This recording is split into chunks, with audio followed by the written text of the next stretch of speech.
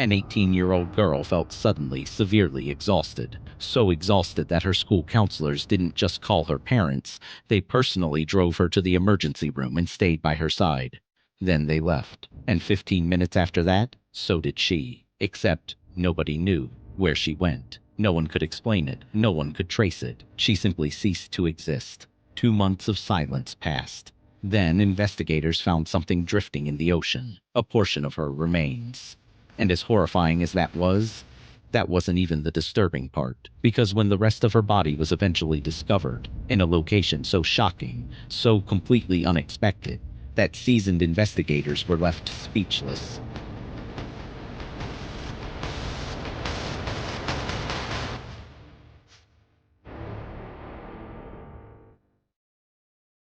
The story begins with an 18-year-old young woman named Rori Hache.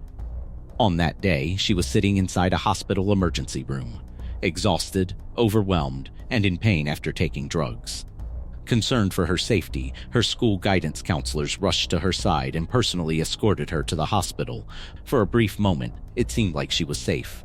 Surrounded by professionals inside a controlled environment, nothing about the situation suggested what would happen next. But only 15 minutes after being left alone, Rory quietly stood up and walked out of the hospital. No one stopped her. No one followed her. And no one could have imagined that this would be the last confirmed sighting of her alive.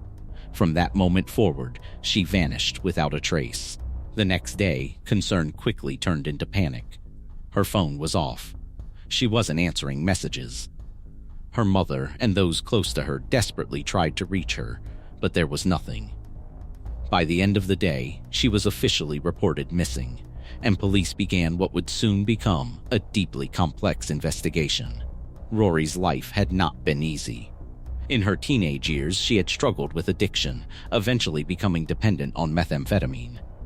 That addiction created distance between her and her family, pushing her into a life of instability. By the age of 17, she was living on her own, trying to survive in any way she could. That struggle led her into prostitution, placing her in dangerous and unpredictable situations. When investigators learned about her circumstances, they immediately understood something important. This was a young woman who had been exposed to risk from multiple directions. Her disappearance could have been connected to anyone she encountered. And that made the case even more difficult. Weeks passed with no answers. Search efforts continued, but there were no confirmed sightings, no clues, and no clear direction for investigators to follow. Then, more than 2 weeks after she disappeared, a horrifying discovery was made. On September 11th, a man walking along the shoreline near Oshawa Harbor noticed something unusual lying near the water. At first, he thought it was the remains of an animal, but as he got closer, the reality became clear. It was a human torso. Police quickly arrived at the scene, securing the area as investigators tried to process what they were looking at. The remains were badly decomposed, and there was no immediate way to identify the victim. All they knew was that this was a female body. Well, it makes it very difficult for our investigators to try to come up with an identification. And that she had been dismembered. The brutality of the crime raised immediate alarm. Whoever had done this had gone to extreme lengths to conceal the identity of the victim. And without a head, hands, or other identifying features, investigators were left with almost nothing to work with. DNA testing was initiated, but without a match in the system, progress stalled. Detectives began reviewing missing persons reports, hoping to connect the remains to someone who had recently disappeared. For nearly 2 months, the case remained unsolved. Then finally, in November, a breakthrough came. Results confirmed that the remains belonged to Rori Hache. Now that investigators knew who the victim was, they shifted their focus toward retracing her final movements. The last confirmed footage showed her walking out of the hospital. After that, she disappeared into nothing. No cameras, no witnesses, no trace. It was as if she had simply vanished. As detectives worked to piece together her final hours, another disturbing realization emerged. Because of her involvement in prostitution, it was entirely possible that she had met someone that night. Someone whose identity was never recorded. Someone who had no connection to her daily life. and that meant the suspect could be anyone. The case seemed to be going nowhere until December 29th. That day, residents in an apartment building on McMillan Drive began experiencing severe plumbing issues. Their drains were clogged, and a foul, unbearable smell was rising through the pipes. It was strong enough to alarm them, prompting a call to a plumber.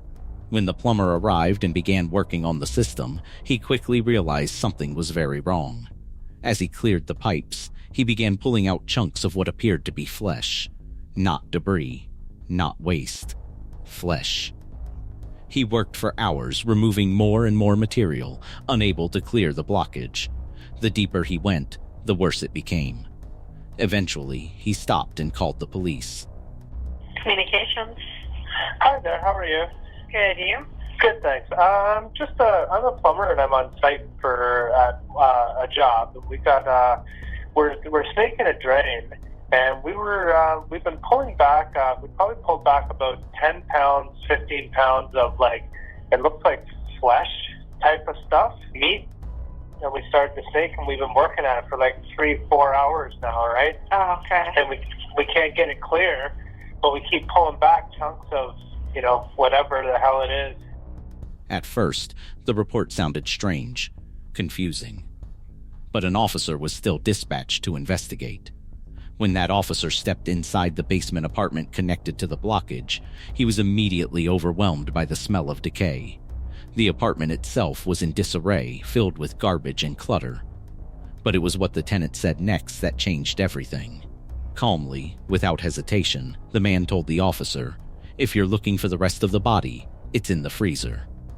In that moment, the situation shifted from disturbing to unimaginable. The officer opened the freezer. Inside, he found a human head wrapped in plastic. The apartment was immediately secured as a major crime scene, and the tenant, a man named Adam Strong, was taken into custody. Investigators rushed to the location, and among them was Detective Darren Short, who had been working on Rory's case. As soon as he examined the remains, he noticed a tattoo that confirmed his worst fear. The body parts found inside the apartment belonged to Rory. What had started as a missing persons case had now become something far darker. As detectives searched the apartment, the full horror of the scene began to unfold. They found Rory's shoes stained with blood. They discovered restraints, handcuffs, and various items suggesting she had been held inside the apartment. Then, they found the weapon.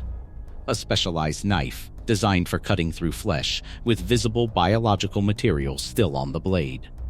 But when forensic results came back, they revealed something investigators did not expect. The DNA on the knife did not belong to Rory. It belonged to another young woman. Her name was Candace Fitzpatrick. She had been missing for 9 years. This discovery changed everything. What investigators were dealing with was not a single act of violence. It was something much worse. A pattern. A predator who had been operating undetected for years. As Adam Strong was brought in for questioning, his behavior only added to the horror. My question to you is the person in that freezer, Rory? I decline to answer that question. Okay. You're saying that you declined to answer, but you're shaking your head this way. Does that mean anything? No. Okay. At first, he refused to speak. Calm, detached, almost indifferent to the situation. But eventually, he began to talk. And what he said was chilling. We were wondering if you chopped her up. It's obvious that I did. Yeah, and if not for... Apparently the plumbing was all up in that house.